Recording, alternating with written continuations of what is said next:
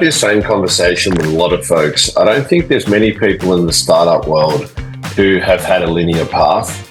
Like maybe there's kids, I say kids now, people in their 20s, who probably realize that startup is an opportunity for a career. When I was at university, it was not even on my radar. I've been fortunate to be friends with musicians and artists of all kinds, and that was my personal life, and it became my professional life by accident, not by design. It was just happened to get a job working on Nokia back in the day when they were still a global behemoth. And that sort of set my trajectory for innovation. And what my passion and strength has always been is looking at technology and how does new technology that's coming through empower people to connect and be inspired and come together in ways that weren't possible before.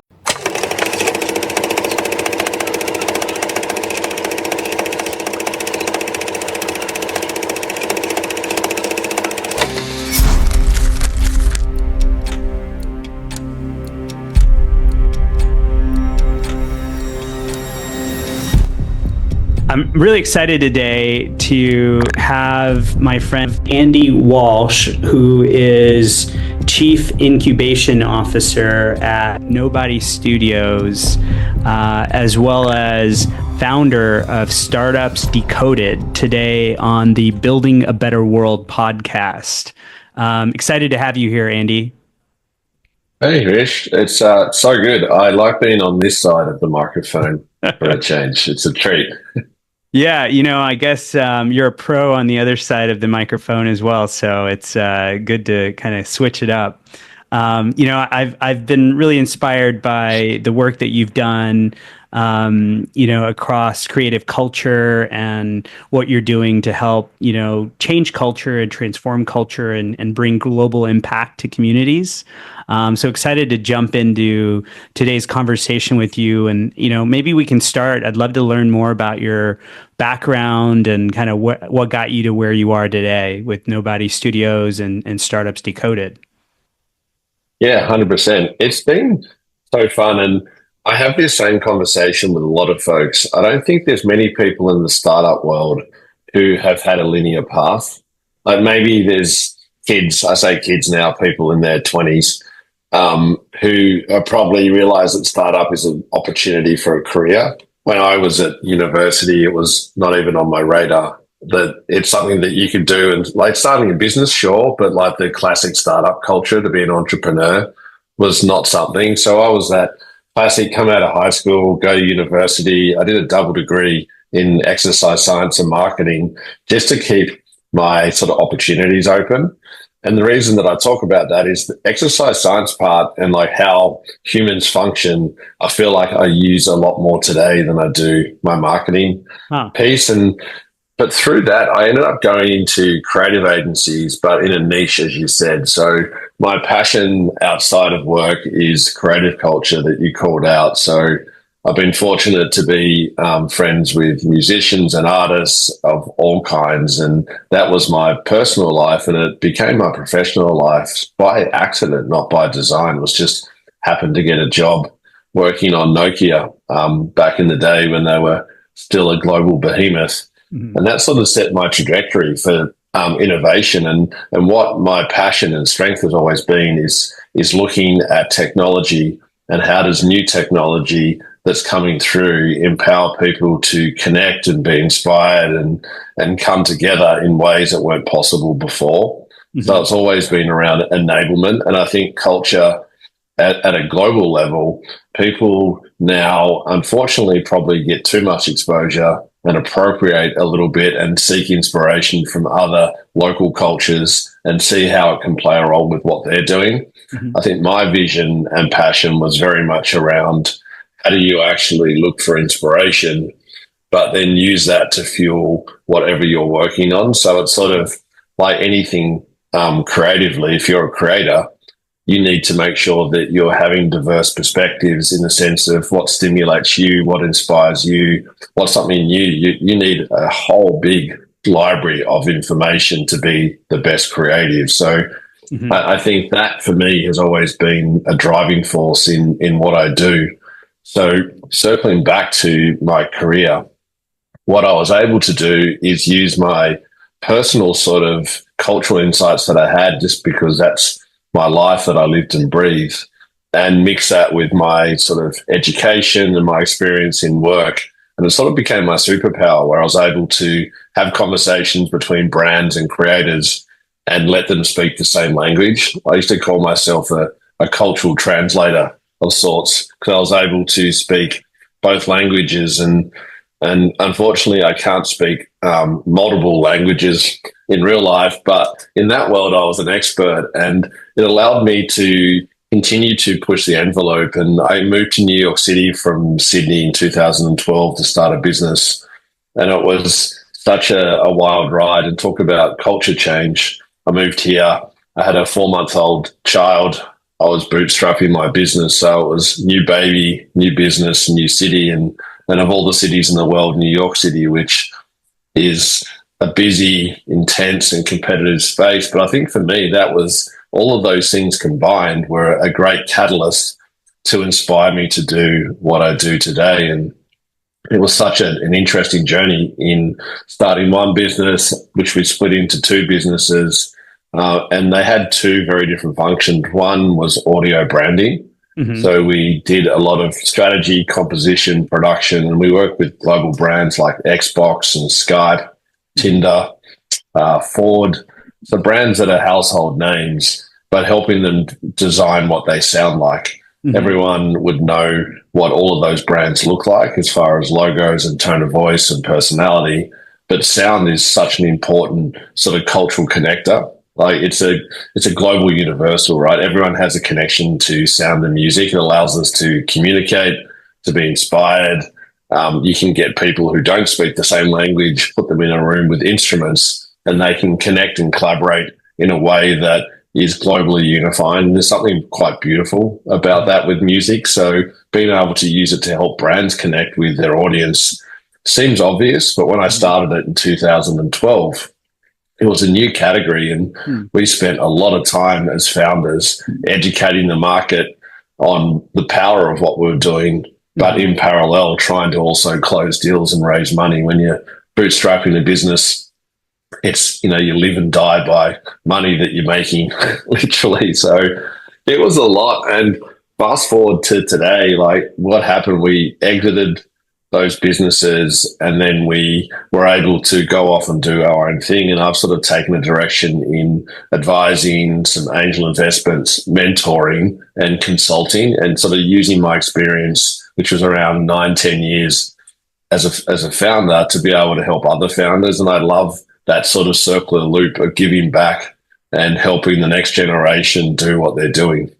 Mm-hmm. Great. And what was the, I think the drive for you as a founder, as a creator, to get into the creative industries? What was kind of your motivation when you looked at the ecosystem to be able to kind of know that was the path that you wanted to go? Yeah, there were a few things that went into that decision for me. One is because of my passion for the creative arts, creative culture. There was a shift happening where for some artists, particularly musicians, it was getting harder to make money. Mm-hmm. So we wanted to help create this new ecosystem where artists could get revenue from brands in ways that weren't established before. So being a nice funnel. And for me, sustaining and growing the arts is so important at any level. Mm-hmm. And I think the other side is also the connection that you get through that creative arts. So people, even if you're not someone who would seek out a museum and go and see paintings from the last few hundred years, mm-hmm. people are still connected to and inspired by various forms of art. Yeah. And if we don't have that, then the world gets very vanilla. Like if there's not painting and music and experiences and costume, and if you look at rituals going back tens of thousands of years of storytelling and costume, etc. Mm-hmm. Like we were born as a tribe. We grew up with our neighbors as part of our family. Ultimately, you'd hunt together, you'd take care of each other's kids. There was very much a a community focus. And I think the creative arts is a really beautiful way to bring people together in a time when loneliness is a real global issue right now.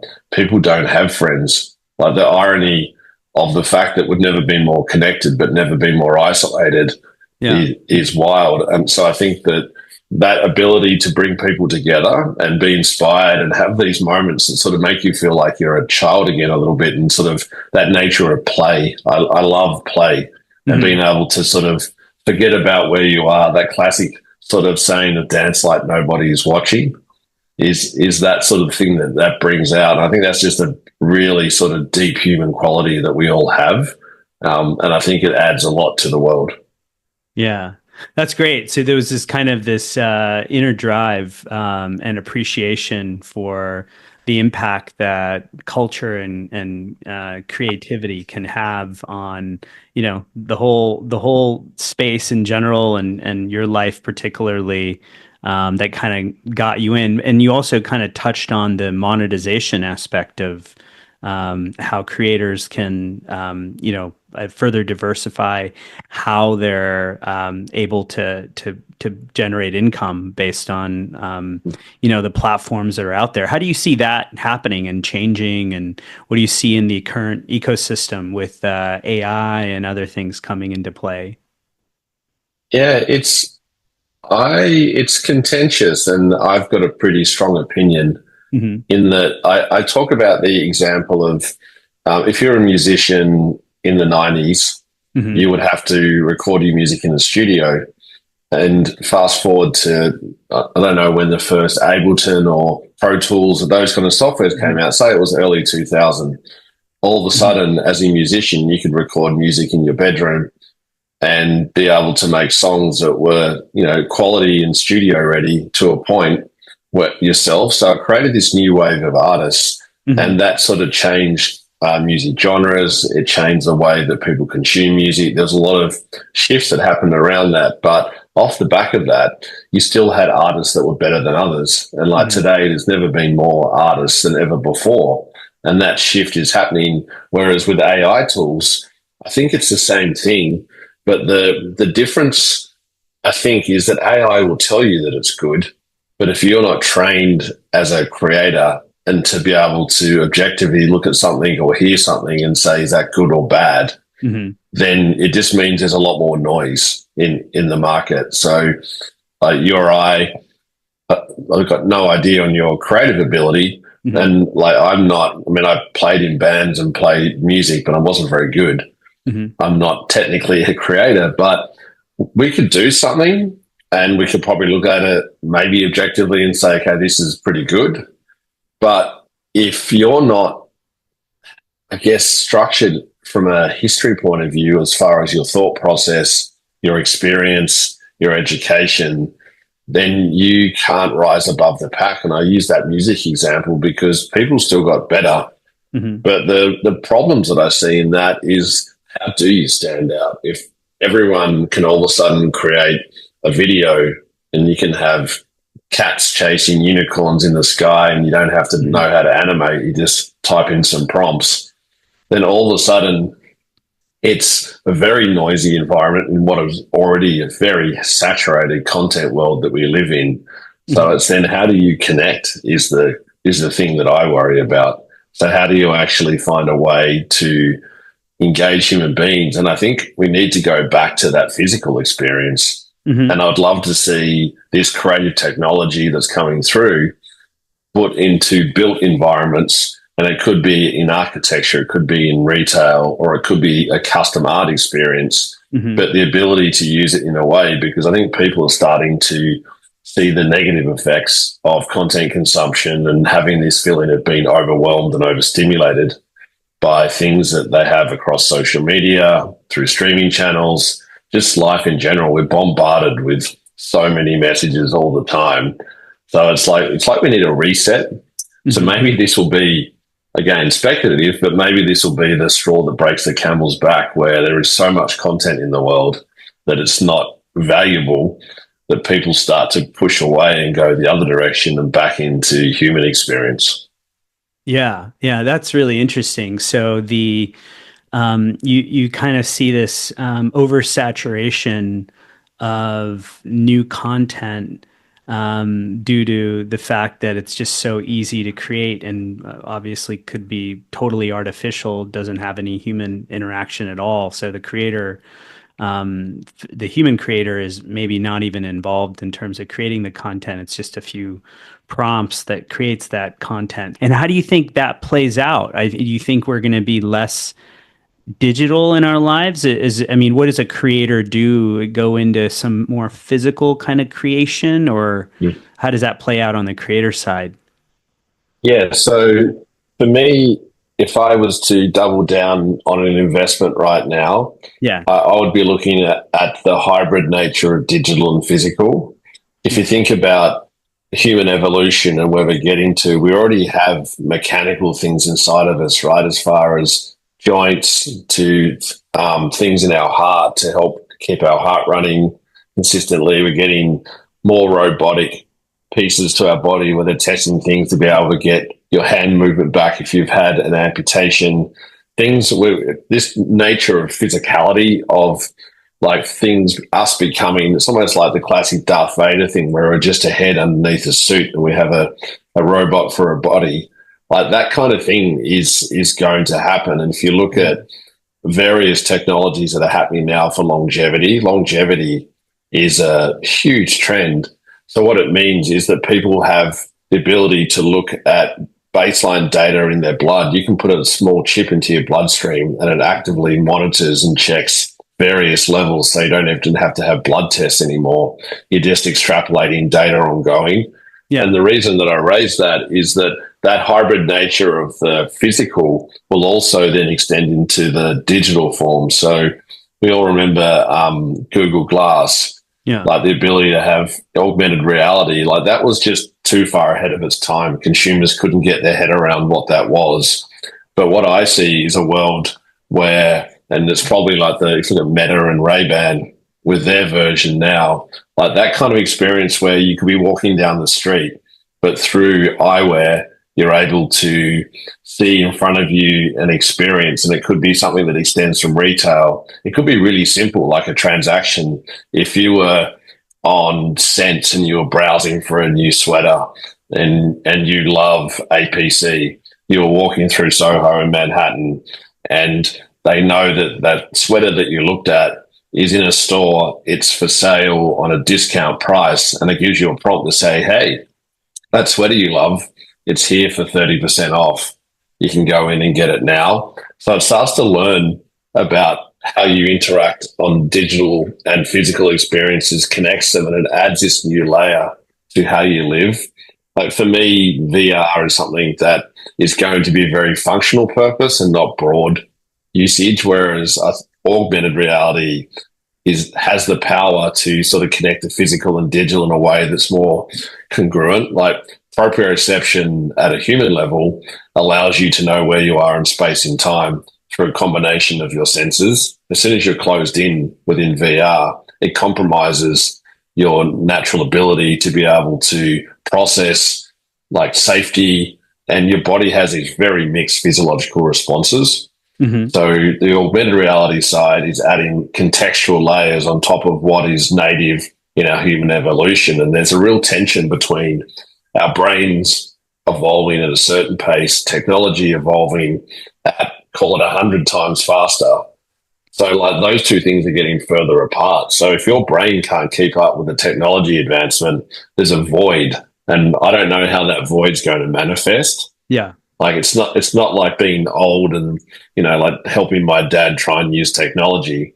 It's actually much bigger problem than that, where technology is so much more advanced than we can even sort of process or rationalize. Yeah, yeah, it's very interesting how our interactions with digital have limitations because we're just not able to take in the data fast enough. And I think we think a lot about this at SuperWorld, the physical and the digital interaction in terms of how do you benefit from both by doing things in the real world. So how do you get virtual benefits and physical benefits from interacting in real world locations? And how do you kind of incentivize people to go to places and do specific activities in places or interact with a business or a brand? So yeah, I think I agree with you. I think that's like the holy grail for us, is kind of getting people to go to locations and maybe even get away from the digital aspect of their life and go and interact physically somewhere. Um, you've kind of done a lot of things from being a founder to being an investor and an advisor and a builder of companies. And now as the founder of Startups Decoded, doing a lot of work, I think finding insights from founders and builders. Would love to hear you're being on both sides of the table there and kind of having those conversations. What are some of the biggest insights that you've gotten from being a founder and being a builder, kind of builder of founders in a way? And how would that apply to those that are creative? So I would say, let's say creative founders particularly.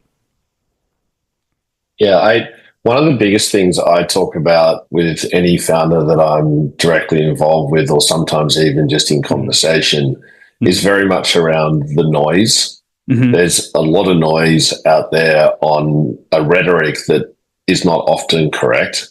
Anyone now can have an opinion on something, and opinions are very easy to sort of have, and you can sort of fake it pretty quickly, right? If you don't quite know something, you can get on any sort of GPT and have a quick conversation and get a sense of what someone's talking about and be a self-declared expert. So I think as a founder, sort of not sort of drinking every sort of big glass of Kool-Aid that gets put in front of you, I think is critical. You need to be objective. And just because there might be sort of like, it feels like a trend. If you spend time on LinkedIn, you'll see things like bootstrapping is a good example. But there's a lot of conversation, and like you see, seed strapping has become a term as well, where people will only need money up to the seed round, and then they'll be financially independent, won't need investment again. So these new terms pop up. And I think as a young founder, it's easy to look at that and go, okay, well, I'm just going to bootstrap. I don't need investment. And right now I had Jason Schumann from Primary VC, a general partner, on an episode of my podcast, which I've just recorded but it hasn't come out yet. And he talked about the fact that a lot of that is just myth. They're not seeing an increase in bootstrapping. They're seeing strong deal flow. There's still plenty of startups out there chasing fundraising, but it's the intentionality that most of the people now that he sees are getting smarter with what they need money for, how they use it, etc. Just one small example of things that you see. So I think what people need to be able to do as a founder, and I'll go back to the creative point in a minute, is acknowledge that it's a well-trodden path, that I talk about a number of 70, 80% of things that you do in a startup is the same in any startup. You need some kind of storage system for files. You build an operating process. You have communication workflow. You have a financial report. You have decks. You have sales tools. You have a tech stack to be able to do things for you. These are all things that are like check boxes. It's not, you don't need to reinvent the wheel to be able to do that part. So I teach a linear process with any founder of a step-by-step. Here are all the things that you're going to have to do. Don't feel overwhelmed that you have to do them by the end of the week. You can sketch these out over a period of time and have some semblance of control. Like, we're never in control. Anyone who thinks they're in control is got their head in the sand. But I think being able to have some plan in place as well. So acknowledging that you can carve your own path, you can make your own independent decisions, whether you need fundraising or not, whether you need to have a pivot, whether you need to kill a product and start again. Like, listening to too much noise becomes an echo chamber, because you can get a false positive pretty easily, whereas you need to be prepared to fail fast And I hate the term fail. I'm going to find a way to try and change that. Mhm. For me, it's something doesn't work out as you planned. You could call it a failure, or you could call it a lesson that allows you to move forward, and move forward with confidence. Something didn't work, so you need an alternative. As simple as it needs to be. If you're a creative founder and you're thinking about that world and how it exists, in theory, you should be pretty good at storytelling and understanding human beings and what excites them and what doesn't. And for me, in today's world where it's really hard as a founder to build a moat, like a tech stack has allowed us now to be able to build products, sales systems, and a lot of conversation around solo founders and people becoming the first solo unicorn, because you can get platforms that do a lot of the heavy lifting for you, and your requirement for team members has become less as you integrate more of these platforms. Mm-hmm. But all of this means that your story and the way that you relate to your customers is critical, because you need to be relevant to them. If you've got 5 products and they all pretty much provide the same service, they're all built on similar platforms and allow you to do the same thing. Do you choose on price? Do you choose on brand? Do you choose on, I guess, strength of the product as far as, is it reliable? All these things. If you've got a powerful story, you can outshine competitors really quickly if you relate to someone at that level. So anyone who's a creative has a very different view on the world than, say, a product manager or a chief technical officer or someone that comes from a specific lane. I think personally brings a lot of bias into the conversation as far as what they're doing. I think a creator naturally is pushing boundaries and looking to explore, and that may be controversial for some people, but I think that's a unique opportunity. Because the next stage, which who knows how this will go, is I'm reading and seeing now a lot of conversations about this interactive process where, as a customer, I can start to personalize a product so it suits me. So if you're a product designer, the UX can be adaptive. So like I use Spotify as an example. The way I use Spotify, because I'm a music lover, I save albums and artists, never use playlists, never use any algorithms for the things that it likes. I would love to be able to redesign Spotify so I can navigate to the things that I want much easier, and all the things that I'm getting served, I can just park and not even have display. And that for me is a very personalized and customized user experience that would drive retention for me and would be a great acquisition tool as well. Yeah, that's very interesting. I'm very curious as to see how that customization evolves, because that could be very powerful, because it allows, any user to be able to add insights into how they're using the product, and maybe even create ways that the product can be interacted with, kind of a real live organic product that changes based on user behavior. Yeah, super interesting. What have you thought? I mean, I know that you're also working on the production side, as in a studio kind of format. What is that, and how does that differ from a more classical kind of platform product, or more of a classical kind of tech product? Yeah, for sure. So the function of a studio and a venture studio, and there's many different ways that you can do that, but ultimately the key sort of hypothesis around it is, if you've got a team of people that are experienced founders, exited founders, that collective pool of experience and process allows you to get from 0 to 1 much faster and with much more impact. So if you're able to have a lot of ideas that you're not personally attached to, because if you're a founder and you launch a business and you go, this is the insight I've seen, I'm going to change this industry, this is me, this is my project.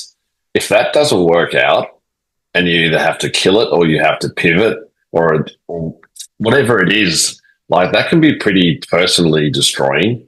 Whereas in a studio, you can remove emotion from it. You could have 10 business ideas that you prototype and build out and kill all 10 of them, and that's okay.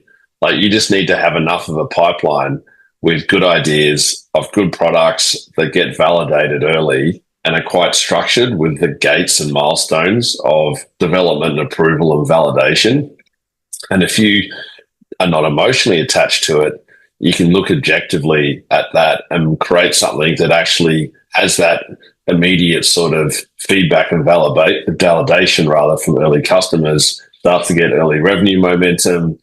And through that process, you're actually creating something that's more robust. So as a founder that joins that team early or an investor, there's a sense of control. Again, I've used that word again, which I don't like, but it gives you probably a high level of confidence that this has a chance of succeeding because it's designed specifically like you would be creating shoes if you're at Nike.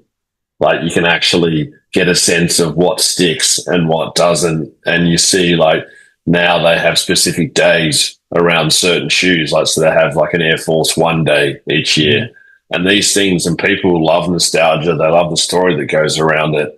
So like they take the same approach. And I feel like that startups have got to a point now where they can become quite sort of structured in the way that you build and design. So like that whole process for me has a richness and depth to it that allows you to create businesses, and the exit strategy changes as well because they're intended to be quick turnaround businesses. Mm-hmm. And I think that something that I'm curious about at the moment too, that I'm watching, there's been less IPOs because the financial market has been like quite volatile for the last few years. Whether there's less exits or not, it's still happening, but it feels like that's also down. So the switch now for people who maybe don't exit, but actually create a financially sustainable business as well. So they turn a business from 1 million ARR to 10 million, and the founders are able to pull out a good wage and distributions, and staff have equity incentives and they're getting distributions as well. Like doing that for your whole career, for a lot of people, is fun. It's a passion-based role. You've created it yourself. You have a sense of pride and loyalty. And having exited my own business, there's a lot of emotional processing that goes with that. And when like one of the businesses is still operating under its current name, the other one got absorbed into another business. But seeing that in market, it's kind of weird. It's sort of like, not quite, but sort of like seeing your wife who you divorced date somebody else and you run into them every now and then. And it's sort of like, depending on how that goes, like it could be civil or it could be a little bit awkward. It's like a child that you've had. Yeah. Yeah. That's interesting. I mean, with AI, I think the opportunity to, be able to start lots of businesses and be able to see how they perform and quickly iterate and, I guess double down on the ones that are performing is potentially a more feasible model than to just kind of focus all in on one specific kind of idea. It allows you to have that diversification, but also I assume lots of economies of scale in terms of even distribution, right? I mean, do a lot of your companies kind of, utilize some of the distribution channels you're building for any one of them? Yeah, so there's that sort of machine of machine approach, right? And as we're evolving right now and sort of stress testing various products for us to make us more automated. And I think that within that, what you build is systems and platforms. And quite often you can take something that you've built in one industry and white label it to a certain degree and apply it to another industry. So there's economies of scale that you get by investing in certain technology. And sometimes, like I mentioned before, you have a business that you don't move forward with, but you've got a prototype and something that's working in there that you can go, actually, I was thinking about it in retail. Maybe it can work for mechanics, and you flip it and you turn it into something brand new and you dust it off and you repurpose, rebrand it, and you push it out as a launch because you're getting these insights and you can quickly turn around and pivot and do something that solves that problem or creates a new opportunity. So I think that ability to be more nimble, I think, is the difference. Mm-hmm. Yeah, and also it seems it gets you to be able to kind of interact across a variety of different verticals and technologies and across many founders, and it kind of expands your whole kind of vision of what you're doing. Yeah, and I think the secret, having been in that space for a couple of years now, is really staying true to your vertical expertise. If you're trying to come up with ideas across multiple fields, it kind of feels like that you are sort of stretching yourself unnecessarily so. And you go back to, like, talk about primary again that I mentioned before, chatting to Jason Schumann. Like, they have their investors, I think they have 7 or 8 investors on their team, each have their specific expertise. So they're looking at something very objectively, in a certain way. And if you're in a studio and you might know health and wellness intimately, you're not going to probably go and shift and do something in deep tech unless those two things intersect. So I think playing to your strengths and knowing the community, and at Nobody Studios, we have a crowd that we call them, and those people function as early investors. So we had a crowdfunding campaign, and people put in small amounts to invest just to feel like they had the same opportunity as other more traditional angel investors or early stage investors into the company. And a lot of those people are really connected to the company. So they obviously have a financial stake in there. So they're motivated to do that, but they're global. I think we have investors. Let's say it's like 90, maybe between 70 and 90 countries. I can't remember the exact, but it's a lot of people around the world who put in small amounts of money. And then we have our more traditional sort of high net worth angel investors in that as well. So you have all these people, and that creates this dynamic feedback loop. So you're able to test and validate things quickly, but you're also able to leverage a community of people to mobilize a new product and get distribution very quickly. And it's that sort of that passion and purpose that comes around that allows you again to drive a significant change. And I look to Workbench, a really great VC in New York City here. They specialize in enterprise investment, and the two co-founders both come from large enterprise companies, and they've built a really good network of connections. And part of their strength in their portfolio is actually connecting their portfolio with customers. So they're able to drive revenue, not just capital injection. So that connection is really important. So community, I go back to again, is the people that you know can be your best advocates and sometimes your best salespeople as well, just by default of their skin in the game. Nice. Yeah, no, totally agree. It's, kind of creating stakeholders within your company that can help, grow the business and help you keep improving the product, who understand it. I think we're coming across the end of the time for today, but I just have a couple of, quick questions just to get a sense for, how you're thinking about the future, and how entrepreneurs dealing in these new environments that everything is moving so fast. What do you think is kind of the biggest thing that we should kind of keep in mind here as we're, starting companies or looking for product market fit, or, trying to work with creatives, how to, get out there with distribution? There's so many things that a founder has to think about on a day-to-day level. What do you think is like kind of the biggest piece of advice to kind of keep moving in the right direction and to keep on top of it all? Yeah, definitely. So anyone who's listened to my podcast or seen me speak will know that there's a phrase that I've hijacked from somebody else, but I love it. And it's strong convictions weakly held.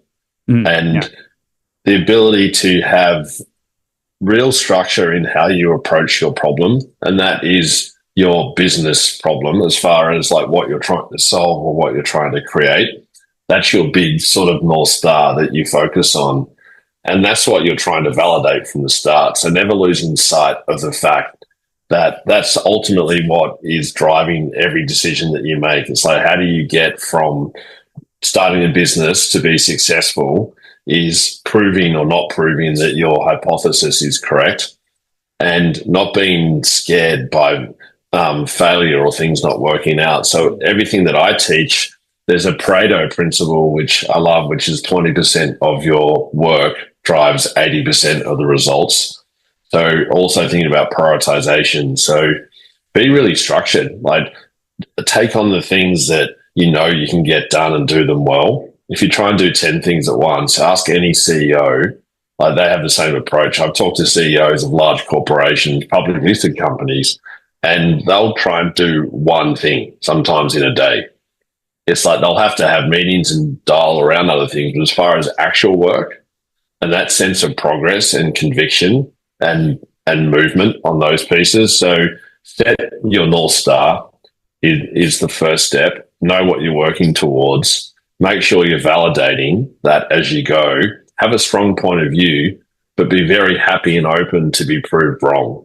And if something doesn't go as you'd expect, that's progress. It's like, okay, that didn't work, so we need to find another way to do the same thing. So being open to that being part of your process, it might be one step backwards to go 2 steps forward, but that's okay. That's part of the life, and not let that deter you. Like take it on pragmatically and be very focused on the future. Yeah, that's an awesome framework. I love that. Well, thank you so much, Andy. It's been a pleasure to learn more about what you're working on and to learn more about some of the things that have shaped how you think about the world and creatives in particular. How can people find you, and what's the best way to learn more about what you're building? Yeah, for sure. So I'm very active on LinkedIn. So Andy Walsh, you'll find me. Glasses, bald head, you can't miss me on LinkedIn. Otherwise, startupsdecoded.com is my podcast and my platform. You can reach out on there. My email, etc., is there, and welcome any conversation, inquiry, etc. I'm at an interesting phase right now with my podcast and with Nobody, so lots of opportunity for me ahead in 2025. Awesome. Great to hear, and looking forward to following more about what you're doing this year and beyond. So thanks again for being on the podcast, and looking forward to having you on again soon. Amazing. Thanks for the time. It's been a real treat. Thank you.